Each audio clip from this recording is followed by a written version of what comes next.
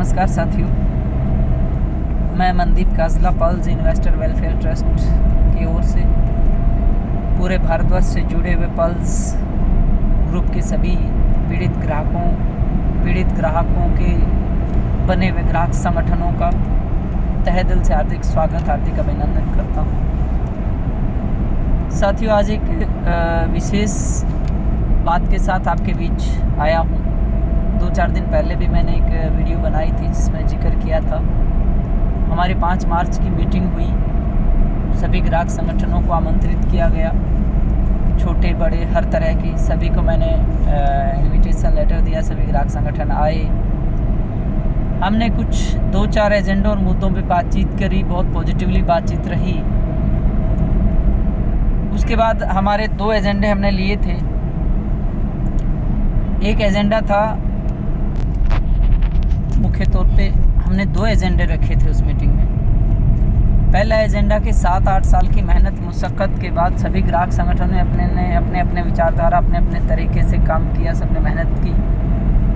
उसके बावजूद भी हमारे वो रिज़ल्ट नहीं आ पाए जो हमें परिणाम चाहिए थे। पहला हमारा मुख्य एजेंडा था कि पूरे भारतवर्ष में पहला स्टेट है पंजाब, जिसमें सरकार या मैं ये कहूँ कि मुख्यमंत्री माननीय मान साहब इस मुद्दे पे बहुत बार बोले हैं, संसद में भी बोले हैं, इलेक्शन के दौरान भी बोले हैं, और मुख्यमंत्री बनने के बाद इसको एक्टिवली इसके ऊपर बहुत तीव्र गति से एक्शन भी ले रहे हैं और पल्स के मुद्दे पे काम भी कर रहे हैं। तो क्यों ना पूरे भारतवर्ष में एकमात्र व्यक्ति जो हमारे मुद्दे पे बोला है, बात की है। मानता हूँ उन्होंने 1-2 बातें कही कि मैं पंजाब की प्रॉपर्टियाँ बेच के पंजाब के ग्राहकों का पैसा वापस दूंगा, जो कि संभव नहीं है। वो सुप्रीम कोर्ट के आदेशानुसार ही चीज़ें हो सकती हैं, लेकिन वो पल्स के मुद्दे पे काम कर रहे हैं और बहुत एक्टिवली काम कर रहे हैं। बहुत सी प्रॉपर्टियाँ पंजाब में जो अटैच नहीं थी वो अटैच की गई हैं। बहुत सी प्रॉपर्टियों पे MR नंबर लगे हैं। बहुत सी प्रॉपर्टियां जो बिकी थी उन पे FIR हुई हैं। जो SIT सीट बनी हुई है वो प्रॉपर्टियों को खाली करवाने में, लोढ़ा कमेटी CBI सेबी में अटैच करवाने के लिए, और जो इलीगल गैरकानूनी काम कर रहे थे उनको अरेस्ट करने में, हमारे जो प्रोजेक्ट लैंड है उनके ऊपर भी इंक्वायरी बैठाने में, इंक्वायरी करने में, तमाम चीज़ें पारदर्शिता के साथ पल्स के ग्राहकों के लिए, पल्स के ग्राहकों की लड़ाई लड़ रहे हैं।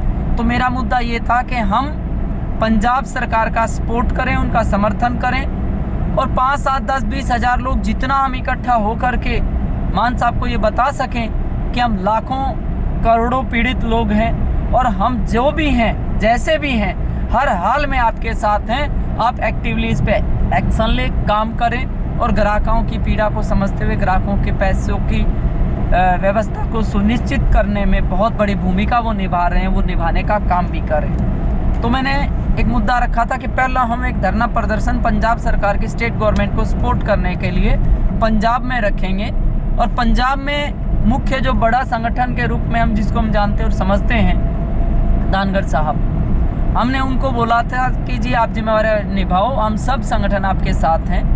मीटिंग में सबने सही किया, समर्थन भी किया, उनको आगे भी लिया गया। उसके बाद 2 महीने से कंटिन्यू हम टच में हैं, बातचीत होती रही, हर मुद्दे पे बातचीत हुई, मुलाकात हुई, मुलाकात की बात हुई, मुलाकात भी करवाई गई, मुलाकात हुई। मुलाकात होने के बाद भी आज 2 महीने बीत चुके हैं। जो दूसरा एजेंडा था वो ये था कि जो सुप्रीम कोर्ट का अप्रैल 2017 का एक ऑर्डर था कि 2800 करोड़ रुपये, जो अप्रैल 2017 का एक सुप्रीम कोर्ट का ऑर्डर था कि 2800 करोड़ रुपये जो ब्रोकरों को, एजेंटों को एडवांस के रूप में या MOU के रूप में या किसी भी तरीके से PSL ने दिया हुआ है, उसको रिकवर करना था और 45 दिन में उसकी रिपोर्ट भी सबमिट CBI और PSL को करनी थी।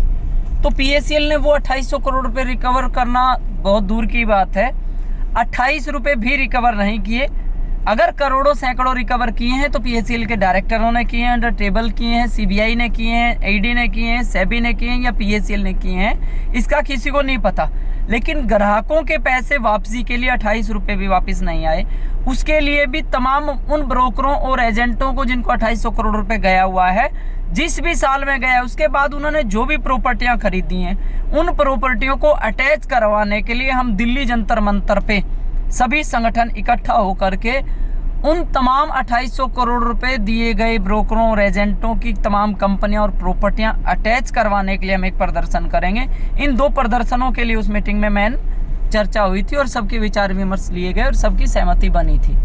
उसके बावजूद पंजाब की बात करूं तो धनखड़ साहब से पिछले 2 महीने से हम कंटिन्यू टच में हैं, बातचीत मुलाकात सब होने के बाद अभी पिछले 2-3 दिन से मैं देख रहा हूं कि उन्होंने वीडियो जारी वो कर रहे हैं। पंजाब में कोई इलेक्शन है, वो 6 मई की कोई मीटिंग उन्होंने निर्धारित की है, कह रहे हैं कि हम भगवंत मान साहब की सरकार का विरोध करेंगे। सब संगठनों ने इकट्ठा होकर के पल्स ग्राहकों की पीड़ा को समझते हुए पल्स ग्राहकों के लिए लड़ने के लिए पंजाब सरकार का सपोर्ट हमें करना चाहिए। जो व्यक्ति आज काम कर रहा है उसका साथ देना चाहिए, या पल्स ग्राहकों की लड़ाई लड़ने के लिए कोई अगर काम कर रहा है उसका साथ देना चाहिए या उसका विरोध करना चाहिए। ये बहुत बड़ा मुद्दा आज उठ करके आया है साथियों। इस मुद्दे पे मैं एक बार पुनः सभी संगठन और संगठनों के मुखियाओं से हाथ जोड़ करके तहे दिल से निवेदन करता हूं कि थोड़ा सा विचार विमर्श करें, और अगर आप सही मायने में ग्राहकों की लड़ाई लड़ना चाहते हैं तो उस लड़ाई का हिस्सा बने और ग्राहकों की पैसा वापसी के लिए जो काम करते हैं उनका साथ दें, समर्थन करें। इन्हीं बातों के साथ एक बार पुनः आप सभी से विनम्र आग्रह करूंगा कि मेरी बातें, मेरे विचार अगर आपको ठीक लगें तो आप सब इकट्ठा हो जाएं, साथ दें। 7-8 साल में किस संगठन ने क्या किया, क्या नहीं किया, क्या कमियां रहीं, क्या गलतियां रहीं, मैं उन चीज़ों पे नहीं जाना चाहता। इसी मेरी आशा और विश्वास के साथ आप मेरा साथ देंगे, पल्स ग्राहकों का साथ देंगे। इसी आशा के साथ आप सबका बहुत बहुत धन्यवाद। जय हिंद, जय पल्स।